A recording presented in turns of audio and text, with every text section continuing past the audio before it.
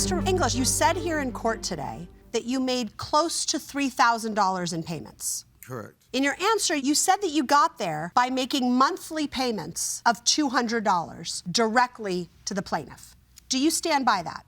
No, not every payment was $200. And you weren't making payments No, but every I month, made were sure. you? I did make sure the minimum could get paid. Right, but you were not making monthly payments of $200. No, because that's what you said in your answer. On the thing. Yeah, the thing that you wrote. I told her I'd try to give her $200 a month, Right. which is over the payment. So I wasn't just paying interest or whatever. I was trying to give her as much as I could. But even if you had made $200 in monthly payments, it would have taken you 15 months to get to $3,000. You Yeah. weren't paying for anything close to 15 months, were you? No. So how do you contend that you paid her $3,000, or frankly, anything close to it? Well, like I said, I know I gave her about $1,500 cash, like through Cash App, and then I know I work on her car, so that was like $2,000. Okay. And there was a $600 credit that was also supposed to go towards the dog bill for a misunderstanding on a check that she got for the Golden State stimulus that she deposited in her account.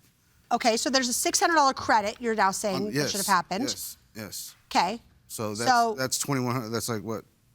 I gave her 15. Well, we don't have evidence of 15. We have evidence of 1,100. Do you have better evidence for us than that? I can check. Yeah, I can. All right, I'll let you check for that too. Well, and Ms. Robertson gave us her entire transaction history from you, which is evidence. I got it all right here. Officer Montejano, can you grab that from him? All right, we agree that there was a $500 credit for the work on the car, correct? What is this $600 credit for the misunderstanding? Do you know what he's talking about? I do, but no one ever talked to me about it. Okay. Because she used to get checks and have me put them in my account. That's when she used to live with me. So there was some incident where is it former best friend? Mm. I'll get you in a second.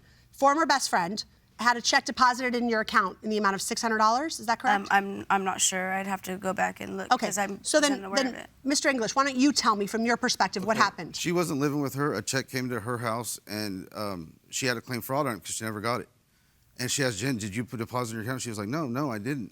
Well, when they did the research on it, they sent her a picture of the check being deposited in her account with her signature on her. All right, ma'am, why don't you step up and tell us what happened? Okay, so when I did used to live with her, I used to, if checks would come in, she would deposit them in her account. We would pay bills with them, so it's not like she was trying to do anything. She wasn't doing anything untoward. No. Right. Yeah, and obviously she probably did deposit in her account and forgot to give me the money or forgot to tell me or whatever the case may be. But then when I brought it to her attention and showed her the check, she said, "Well, I'll go run to the bank and see how much I have." And I said, "No, that's okay. You just helped us with that dog vet bill, so we could just take it off that. I don't want to just take the money from you after you just helped us." So that's. Do you remember anything like that? No, I don't really recall that, no. No, I don't really recall that. No is very different than no. No, I don't recall that conversation about I didn't know that that I put a check in there when she didn't. Both of her names are Jennifer, so there's times that mail comes that I open it and I'm like, oh, it's hers. She's not accusing you of doing anything wrong. She made that very I'll clear. give them the credit for that. That's totally fine. That it was. I was unaware of it though. Okay, so do you agree that that should be a $600 credit? Yeah, if that. Okay. Yeah. All right. Okay. Thank you. We're going to excuse the parties while we deliberate in this case. Thank you very much. We've reached the verdict. It's unanimous. Let me just say, how is Dabbs? He's good. He's better? He's really good. All healed? You couldn't tell. All thanks to the surgery Yeah, absolutely. that he got?